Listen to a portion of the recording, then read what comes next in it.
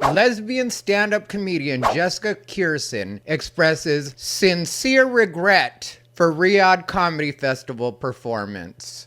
Saudi Arabia is set to host a major comedy festival in Riyadh, spanning late September through October, featuring some of the biggest names in international stand-up.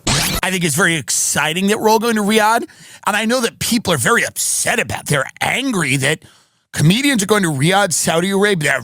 Well, there's a Riyadh Comedy Festival. I don't know if you heard about that. We're going to Riyadh. This is true. There's a Riyadh, Saudi Arabia Comedy Festival. I would never do it. I mean, how do you even promote that? The House of Saud is paying us hundreds of thousands of dollars, some of us millions. You know, like from the folks that brought you 9/11. You weren't offered. 2 weeks of laughter in the desert. Don't miss it. No one invited you. Full disclosure, I was not asked to perform. Oh, you got nothing going on? Easy to maintain your integrity when no one's offering to buy it out, you know? There's people that I respect that turned it down. I think I'm going to pass. Yeah. For the troops? Is it for the troops? Not for the troops. What? It's for the Saudis. For the Saudi princes? Yeah, and everyone's like, yeah, you should do it. Everyone's doing it. It's like, for Saudis? Yeah. Weren't those the 9/11 guys? But a lot of people are doing it.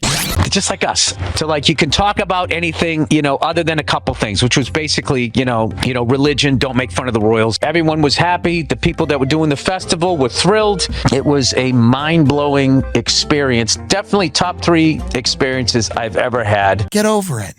And it was great to experience that part of the world and to be a part of the first comedy festival over there in Saudi Arabia. I think it's going to lead to a lot of positive things. We're taking the money. I mean, the same guy that's going to pay them is the same guy that paid that guy to bonesaw Jamal Khashoggi. So what? But don't let that stop the yucks. It's going to be a good... What's the secret to peak health? Going micro with Noom. Micro habits, micro wins, even microdose GLP-1s. Micro? time. They bought comedy. Get over it. There is a woman who's a lesbian and Jewish who did a show there, and she got a standing ovation. You guys have requested that I talk about the Riyadh Comedy Festival, and I'm going to do it today. What's up, everybody? Thai Rivera here, the absolute best LGBTQ comedian in the world. All right, you guys, quite a few of you have requested down in the comments that I talk about the Riyadh Comedy Festival. If anybody's not familiar, a festival that's billed as the biggest comedy festival in the world. But what you have to know is Tim Dillon, who is a friend of mine, but to be honest, I don't talk to Tim all the time. I don't talk to anybody all the time. But I do know that Tim was supposed to be paid $375,000 for one performance. People got upset with Tim because he said that he was being paid enough money to look the other way. They're paying me enough money to look the other way. When it came to Saudi Arabia and slavery. So what? They have slaves. So what? Things like that. Tim is very funny to me. He's also been very open about the fact that he's one that's always for the money. I am doing this because they're paying me a large sum of money. And so I can't really fault Tim for staying on brand and staying true to the person he is. But I believe in my own financial well-being. So I personally have no feelings about that. And for anybody that has feelings about me not having feelings, that's just going to have to be a feeling you live with. Because I personally would never get on the phone with any one of my friends to tell them that I don't agree with any of their life decisions, even if I didn't particularly agree, which in this case, I have mixed feelings about it because I feel like some comics are so honest about the fact that when it comes to stand-up, it's their job and they're here for the money. And I have no problem with people seeing things that way. Then there are other people that maybe have grandstanded a little bit about how morally pure they are. Like Bill Burr is one that people are mad at. And I understand people being mad at Bill Burr. At first I didn't. I was like, I wonder why everybody cares so much about Bill Burr performing on the Riyadh Comedy Festival. But then I was watching another video that I had seen somebody else had made about the Riyadh Comedy Festival and Bill Burr specifically. And it turns out that Bill Burr has really railed against billionaires and people performing for billionaires. Like, I think he came down on Mariah Carey in a particular clip from his podcast where he was saying, like, basically you're a clown and how much money do you need and that kind of stuff. Usher, Beyonce, and Mariah Carey actually did private New Year's gigs for $1 million. Did New Year's gigs for Gaddafi's kids. Can you fucking believe that? How much fucking money do you need to make, you know? You're going to take a gig where you're going to go dance like a goddamn fucking clown for a mass murderer's kids? And then you take that fucking blood money and what he's done. You couldn't remember that he claimed he was behind the Pan Am bombings that killed fellow Americans? The fuck is wrong with you? And then he performs on the Riyadh Comedy Festival. I don't personally know Bill Burr. I've seen him at a couple of shows. We're not friends on any level. I don't even think we've said a person-to-person hello. And so, would I get in contact with Bill Burr? Would I go out of my way to troll him in his comments? Not me, not what I'm going to do. Even though I do understand when people say that they have feelings about Bill Burr performing in the Riyadh Comedy Festival, because I can see how his fans would feel like, okay, well, you kind of lied to us because you've been making it sound like you're not that type of person, and then you turn out to be exactly that type of person. And here's the scale, if you guys don't know. Tim Dillon said he was being paid $375,000. If anybody doesn't know, he ended up getting fired anyway because Tim Dillon has a big mouth. He's going to say what he's going to say. I thought the stuff he said was funny. Apparently, the Saudi royal family did not appreciate Tim Dillon's comments about slavery over there and that kind of stuff. So they decided to fire him. Tim didn't care at all because he got a really big deposit. And so he felt like I got paid anyway. If you ask me, Tim Dillon got the best kind of deal. And when I hear other comedians that haven't been offered talking about the fact that they would never do that, it's easy to turn down money that nobody's offering you. And when I was going through the scale, let me finish going through that first. They're paying me $375,000 for one show. Now, a lot of other people are getting $1.6 million. That's not me. I'm not in that bracket. But they're giving me $375. Others are getting $150. Why are they doing it? And I'd imagine there's different levels on the scale there in between those numbers, but $150 seemed to be the lowest. $1.6 million seemed to be the highest. A lot of people are giving Shane Gillis a lot of kudos right now because they made him an offer. He said no. They doubled the offer. He still said no. And people are really standing for Shane Gillis right now because he actually said no, he's not going to do it, and stuck to his guns. I respect that, and if that was the right decision for Shane Gillis, that was the right decision for Shane Gillis. Cool with me either way. But when it comes to Jessica Kirsten, who is a stand-up comedian that I've had limited interactions with, but I very much do respect Jessica Kirsten as a comedian. I think she's absolutely hilarious. It is undeniable that she has put in the work to be an actual stand-up comedian, and she has a huge fan base. Outside of that, her being an open lesbian and the reasons that she says that she decided to go, and also the reasons that she says she regrets it, I understand both. I really don't think she should regret it because I don't think she owes anybody that. And I think the people that are mad at her now would have found something to get mad at her about anyway. So I'm going to read the article now and I'll chime in between. But I just want you guys to know that I really do respect Jessica Kirsten for putting her own safety on the line to hopefully try to give a little bit of representation, which is what I believe she was doing, and to possibly open up their minds without having to be preachy about it and just by being herself. So let's get into this article. And like I said, I will chime in as we go. I'm going to ask that you like, comment, and subscribe. When you hit the subscribe button, click the bell, select all notifications so that you know every time I upload. Now let's get into this article. Lesbian stand-up comedian Jessica Kirsten expresses sincere regret for a Riyadh Comedy Festival performance. Though she requested a guarantee that she could be openly out as a lesbian on stage and perform gay material,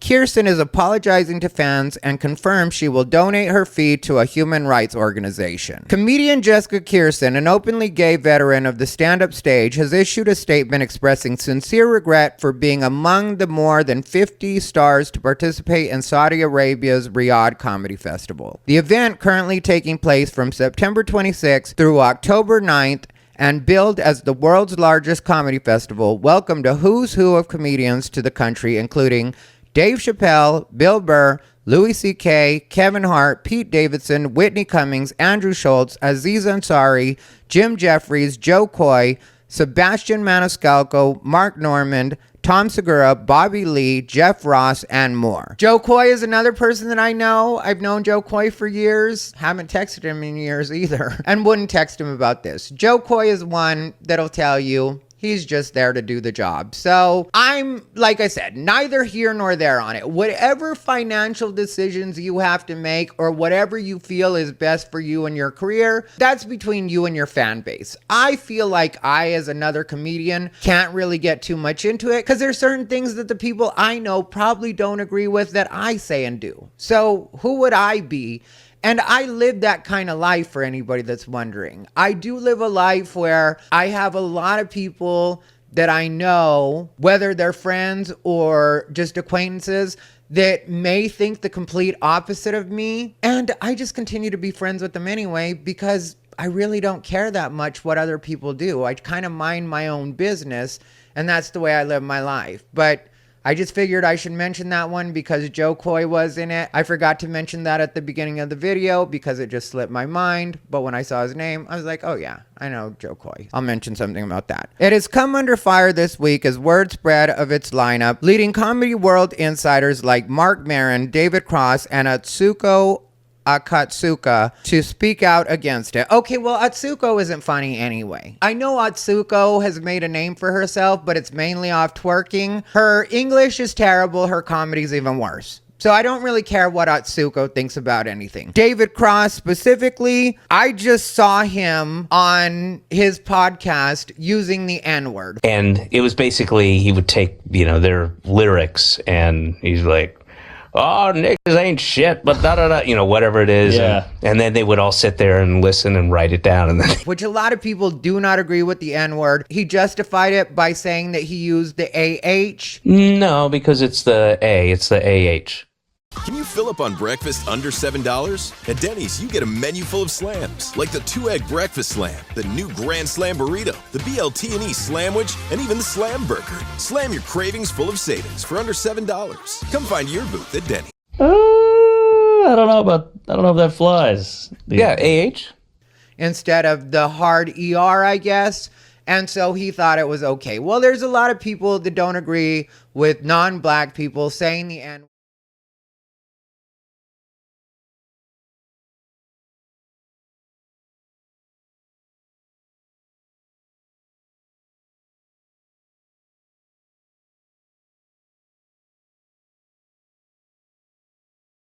No matter how they pronounce it. So there's that David Cross. I don't really care what David Cross thinks about anything. I've seen him on a few interviews. I think he's a funny guy when it comes to stand-up. I don't care about his opinions off stage. So when a comedian like David Cross has a problem with it, that means nothing to me. Mark Maron, never been funny in my book at all. I've done videos about it before. I think Mark Maron is the biggest get off my lawn old man in comedy.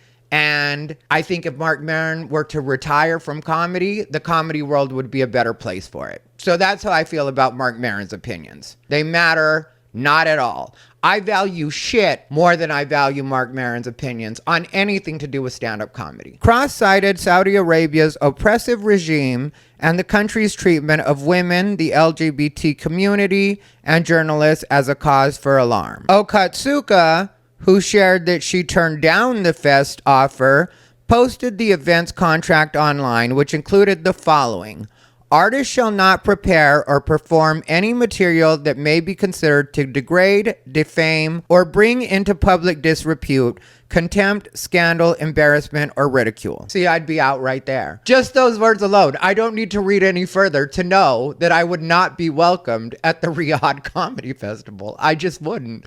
They wouldn't be a match for me. I wouldn't be a match for them. Sorry. But let's go further. A, the Kingdom of Saudi Arabia, including its leadership, public figures, culture, or people. B, the Saudi royal family, legal system, or government. And C, any religion, religious tradition, religious figure, or religious practice. Which to me, that part sounds kind of fair because they didn't just say their religion, they said any religion. So it doesn't matter if it's a Muslim joke, a Catholic joke, a Protestant joke, whatever it is, if it involves religion, let's stay away from it.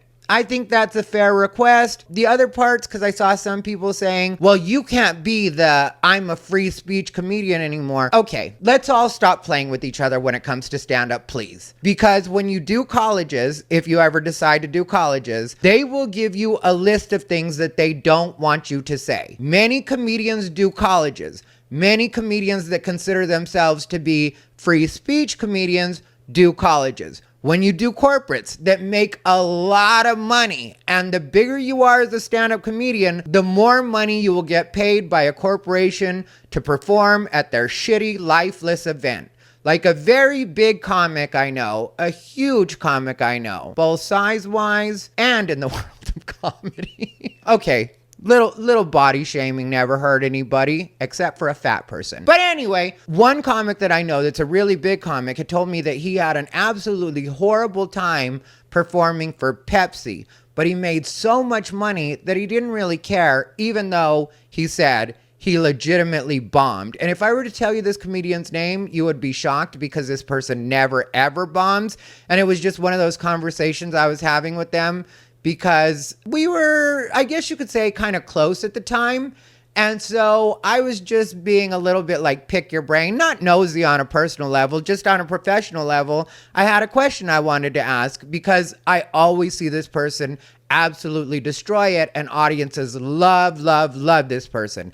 And so one day I was like, when was the last time you bombed? And he was like, not too long ago. I did a corporate for Pepsi, and they hated me. It was horrible, but the money was good enough that I didn't care. And that's something that almost every comedian is open to, is performing for really high-paying corporates and really high-paying colleges, because colleges pay pretty good if you're just an average run-of-the-mill comedian that goes through the regular system.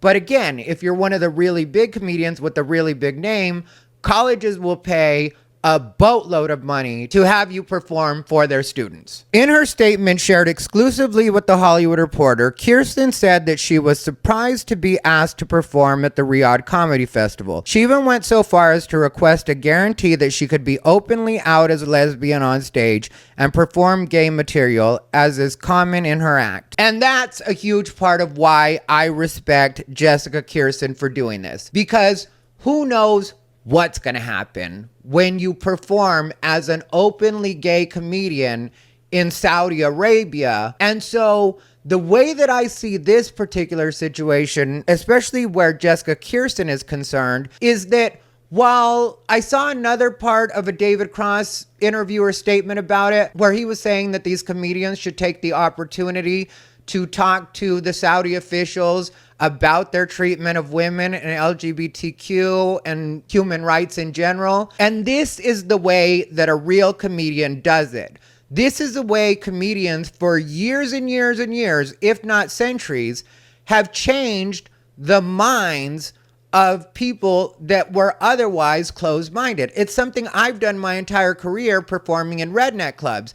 I've taken people, and by people I mean audience members, from being completely homophobic to liking me at the show and then following me on social media, and over time and seeing the human side of me, liking me all the way around. And guess what? If they can like one gay person, then that makes them open to like more gay people. If they can like one person from the LGBTQ community, they could possibly open up to the LGB community and still be tired of the TQ like the rest of us. But we gotta take the change that people are willing to give, is my point. And if Jessica Kirsten was willing to put her neck on the line, quite literally, possibly, let's not lose our heads over this one, folks. But if Jessica Kirsten, all jokes aside, was willing to put her neck on the line to actually give LGBT representation and let them see how likable or lovable a lesbian can actually be, which I don't usually equate lesbian and lovable, just playing lesbians,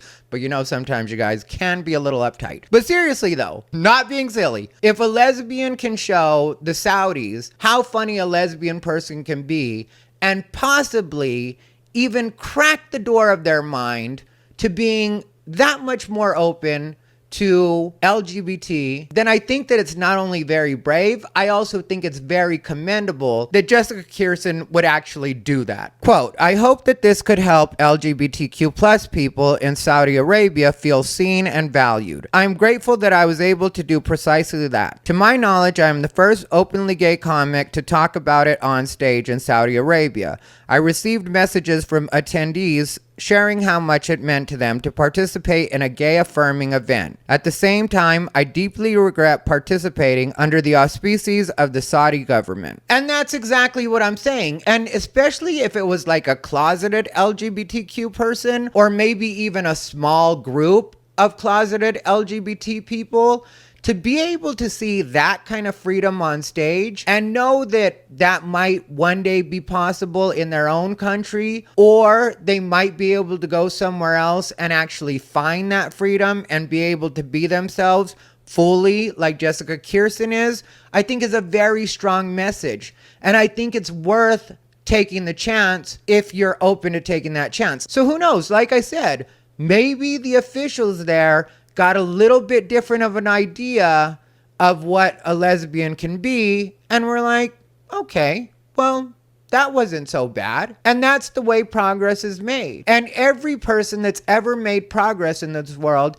has at first been considered a bootlicker. Like, there was the woman that won an Oscar for performing in Gone with the Wind. She was a black woman that played the mammy. Hattie McDaniel was her name. And when she won the Oscar for Best Supporting Actress, she was the first ever African American to win an Oscar. And she had that famous quote where she said, I'd rather make $700 a week playing a maid than $7 a week being one. Well, people like her were a big part of opening the door for the empowered black women that we currently have on TV and in movies now, even though she had to take a bunch of heat from her own community back in the day for playing a maid. Anybody that's ever been part of the integration process to absolutely anything has had to deal with a fair amount of ridicule and dealing with people that were considered hateful to them or their community in order to advance their own community. And I see what Jessica Kirsten did in this situation as another version of that. And for anybody that thinks I'm just being dramatic, remember that this is Saudi Arabia. Kirsten offered that she is deeply sorry to all her fans and followers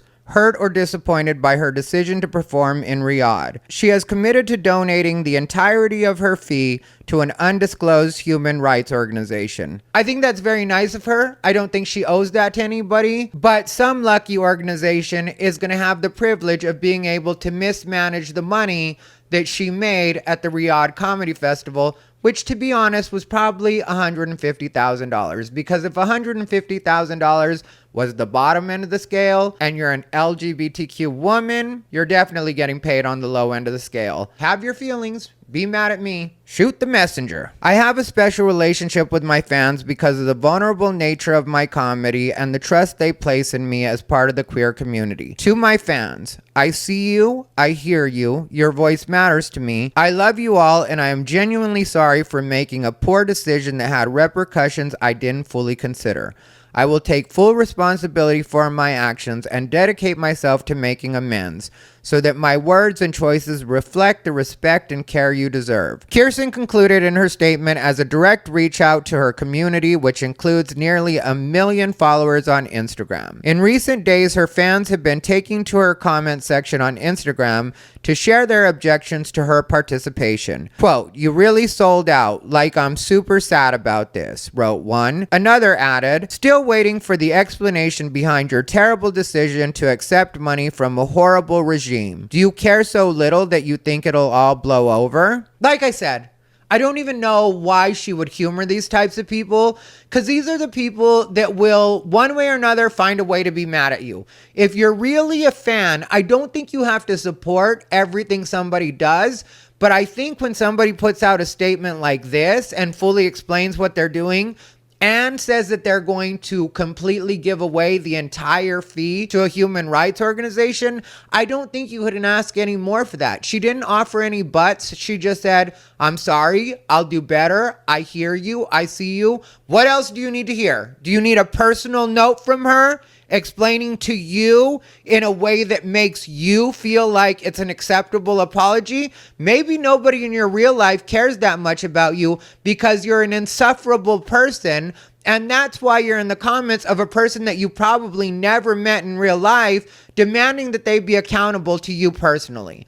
Ask yourself who you are, look yourself in the mirror, and then remind yourself that the answer to that is absolutely nobody. In recent days, as the firestorm spread, comedians like Bill Burr have defended their decision to participate.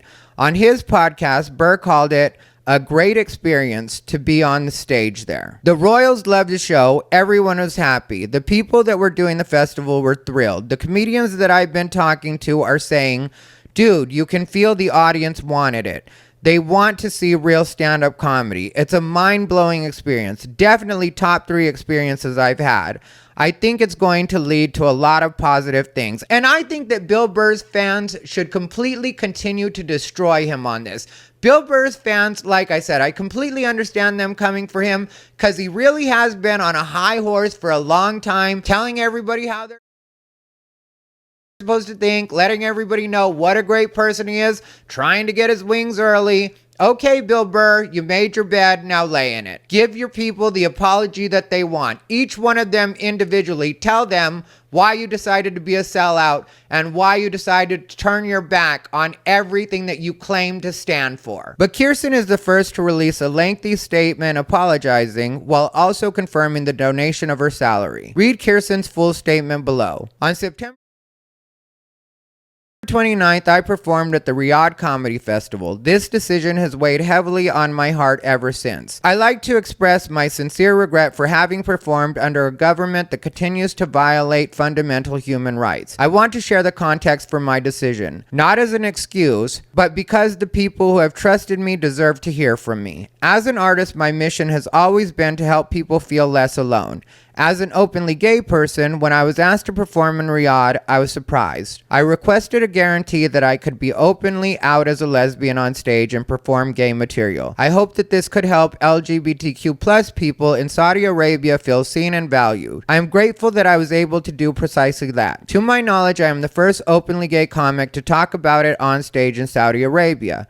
I received messages from attendees sharing how much it meant to them to participate in a gay-affirming event. At the same time, I deeply regret participating under the auspices of the Saudi government. I have donated the entirety of what I was paid to perform there to a human rights organization. I made that decision because I want that money to go to an organization that can help combat these severe issues. I respect my fellow comics who have spoken out against the festival, and we should all be able to share our perspectives. I recognize the concerns and criticisms this has raised. I hope that this moment sparks dialogue about how we can use our platforms for good, to support people without a voice, and to find ways to be less divided. In the past, I faced criticism for choices I've made both on and off stage, and I rarely responded. This time I felt I needed to speak up. I could not remain silent. Most importantly, I am deeply sorry to all the fans and followers I have hurt or disappointed.